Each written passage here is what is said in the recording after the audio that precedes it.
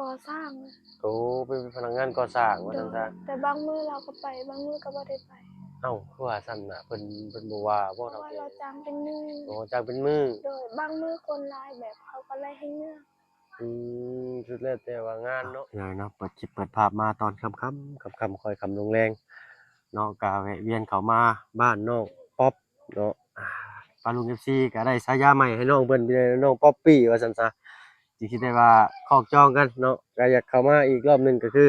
เข้ามาอัปเดตบ้านสองเรือนซ่านน้องเพิ่นตอนยามค่ำคืนเนาะสภาพบรรยากาศสิเป็นแนวใดให้ปาลุง FC เพิ่นได้เบิ่งเนาะเอาเนาะก็สิประมาณนี้เด้อพี่น้องเด้อเนาะใช่ล่ะโดยสบายดีแม่น้องป๊อปบ่เจ้าโอ้ไปขึ้นไปนั่งโอ้ลมกันจักหน่อยอยู่เทิงเรือนเนาะโดยเอาพี่น้อยเนาะก็และอันนี้ก็เป็นเรือนครัวเพิ่นพี่น้อยเนาะทางมาเพิ่นก็บ่เคยเห็นแม่เพิ่นจักเทื่อเนาะปึ๊บเอามืดแม่พี่น้อยเนาะเมื่อกี้นี่ก็กลับขออภัยนำหลายๆเอาพอเห็นแน่บัดนี้ล่างๆเด้อพี่น้องเด้อเนาะปึ๊บเบิ่งขึ้นไปก่อนพี่น้อยเนาะปอโถทางขึ้นเรือนครัวบ่นี่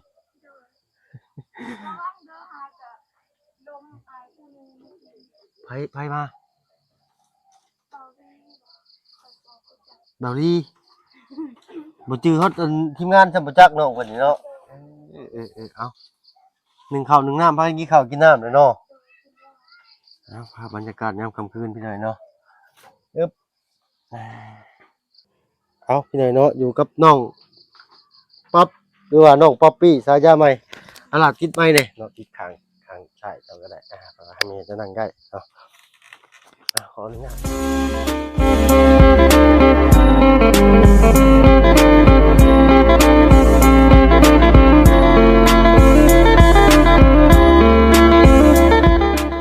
ทาย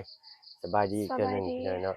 สบายดีเนาะสบายดียังไงใจดีเลย FC เบิดทุกท่านเช่นเคยพี่น้อยเนาะ โดย เอามาเข้ามาเบิ่งยามค่ำคืนพี่น้อยเนาะว่าเป็นจั่งใดการเป็นอยู่ของน้องเพิ่นเนาะก็ปาลุง FC หลายท่านก็ให้ความสนใจในเคสน้องเพิ่นเนาะเป็นเคสที่น่าช่วยเหลืออีกเนาะเอาก็ทางทีมงานเราก็สิพยายามเต็มที่พี่น้อยเนาะอัปเดตครอบครัวน้องเพิ่นการเป็นอยู่เนาะชีวิตประจำวันน้องเพิ่นเนาะตามสุขทุกข์ดิบเพิ่นนั่นแหละเนาะว่าเป็นแนวใดเนาะก็สุดแล้วแต่บุญวาสนาเพิ่นเนาะมื้อนี้มีไผเข้ามาหาอีกล่ะตอนค่ำ 2 คน 2 คน โดย 2 คนชื่อแนวใดชื่อได้บ่ บ่ค่อยจื้อได้ปานใด บ่ชื่อทั้งชื่ออ้ายได้อยู่บ่ บ่จื้อแต่ว่าจื้ออายุแต่บ่จื้อชื่อ ชื่อบ่ได้เนาะ อ้ายมีชื่อว่าเบาเพิ่งเคยหล่าเด้อ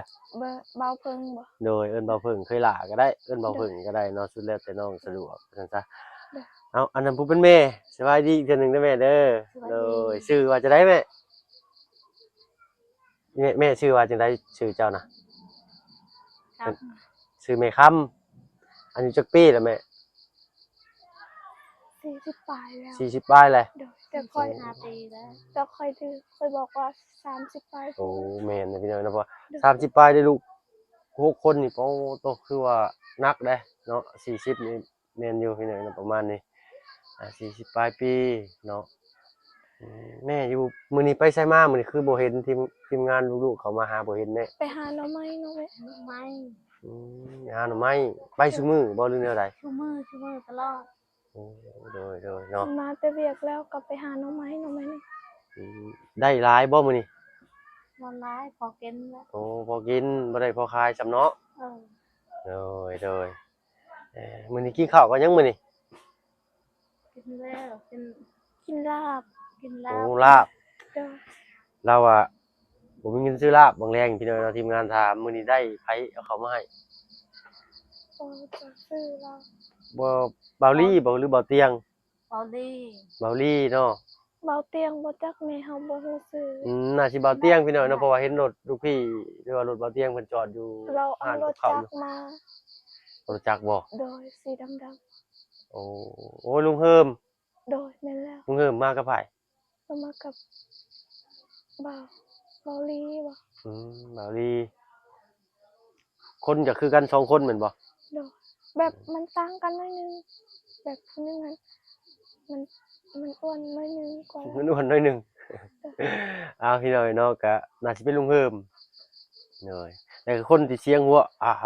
จังซี่บ่เห็นบ่ โดย เบาลี่พี่น้อยเนาะลุงเฮิมกับเบาลี่น่าสิแม่นเพิ่นอยู่ว่าซั่นซะเนาะเอาก็ได้ลาบมาสู่น้องเพิ่นกินว่าซั่นซะ โดย เป็นจั่งใดกินลาบแซ่บบ่ แซ่บ แซ่บอยู่เนาะ โดยโดนแล้วบ่ได้กิน ตนน่ะบ่ได้กิน ดีใจแฮง ดีใจแฮงได้กินลาบ โดย เป็นจั่งใดคือสิว่าบ่ได้กินตน เพราะว่าบ่มีเงินซื้อ ลาบ แบบมัน ชิ้น แพ ก็ ง 7-80เนาะ โดย เออๆเพิ่นครัวนี่ยังใช้ปกติบ่ล่ะ โดย